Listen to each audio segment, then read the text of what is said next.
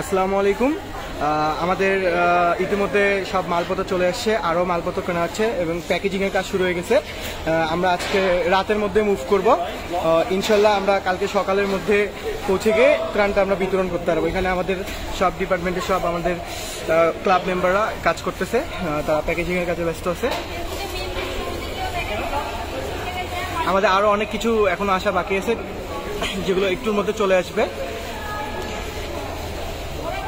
এখানে আমাদের বিস্কিট রাখা আছে, শুকনো খাবার। এখানে ছোট বাচ্চাদের জন্য দানও রাখা আছে। এখানে খাবার রান্না করার জন্য মশলার প্যাকেটগুলো, যেগুলো প্যাকেজিং হচ্ছে। এখানে চাল আছে। এখানে আমরা চালটা আমরা ঢেলে একবারে আমরা প্যাকেজিং করবো। আর এখানে ডালটা